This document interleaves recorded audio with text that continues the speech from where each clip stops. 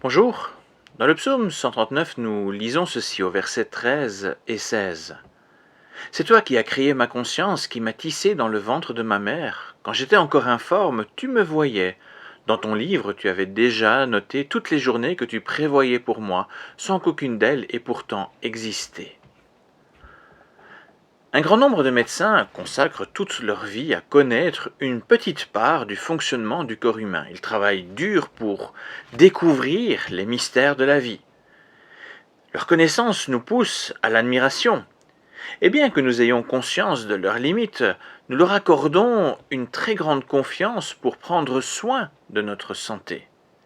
Il est vrai qu'avec ce qu'ils connaissent à l'heure actuelle, ils sont une aide très précieuse pour laquelle nous pouvons avoir une grande reconnaissance. Que dire alors de la connaissance de Dieu? Dans ce que nous venons de lire, le premier élément que nous rappelle le psalmiste David, c'est qu'il est notre Créateur. C'est un élément capital de notre confession de foi, un élément qui a de nombreuses implications. Qui dit Créateur dit qu'il est différent de nous, qu'il peut nous regarder avec un certain recul nécessaire à une parfaite connaissance. Par ailleurs, peut-on imaginer un Créateur qui n'aurait pas la maîtrise dans le moindre détail des créatures que nous sommes? David l'exprime poétiquement en parlant de l'être humain tissé dans le ventre de sa mère, tissé par Dieu. Dieu est l'initiateur de tout processus de vie et rien n'existe en dehors de ses projets.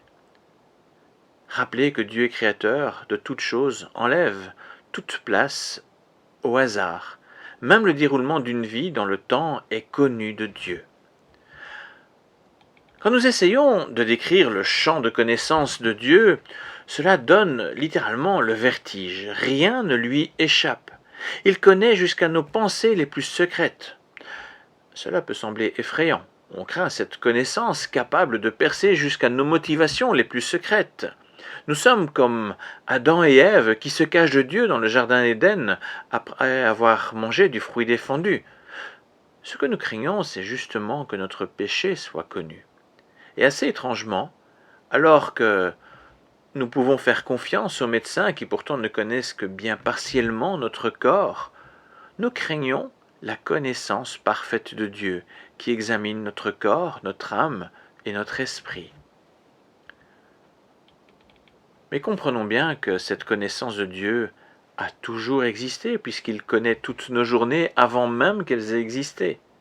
La crainte qui nous pousserait à nous cacher de Dieu n'a donc aucun sens. Depuis le début, il nous connaît parfaitement. Or le Créateur ne nous rejette pas pour autant, sinon nous ne serions plus.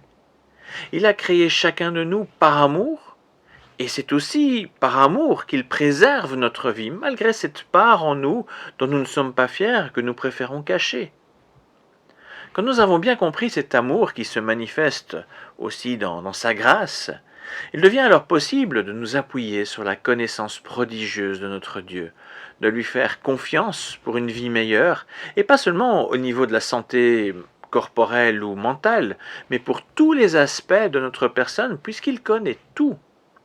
Nous ne connaissons pas tout. Mais finalement, ce n'est pas un problème, puisque nous avons un Dieu qui nous connaît en totalité et qui nous aime. Il est notre allié pour la vie, et il peut donc vraiment nous aider quand quelque chose ne va pas, dans n'importe quel domaine de notre existence, de notre être.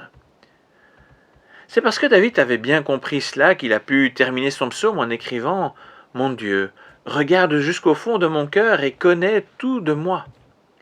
Le psalmiste comprend que la parfaite connaissance de son Dieu lui permet d'améliorer sa propre existence. Le roi David ne connaît pas tout, mais il prie afin que le Seigneur lui fasse connaître ce qui est utile pour progresser sur le chemin d'éternité. Il préfère être au clair sur ses erreurs et ne pas se laisser abuser par ses propres idées qui peuvent être fausses, afin de ne jamais perdre cette relation avec le Dieu de la vie. Notre Dieu veut être notre allié. Son projet a toujours été de nous conduire vers la vie éternelle, mais cela nous impose une relation de confiance et d'humilité envers notre Créateur. Lui seul est capable de prendre en compte tout ce que nous sommes, de poser un diagnostic sans erreur, tenant compte des mauvais, des bons aspects, même quand cela est invisible, et de nous renouveler pour un futur meilleur. N'ayons donc pas peur de dire avec David cette prière. Mon Dieu, regarde jusqu'au fond de mon cœur et connais tout de moi. C'est alors que Dieu nous instruira pour nous conduire sur le chemin d'éternité. Merci pour votre écoute. À bientôt.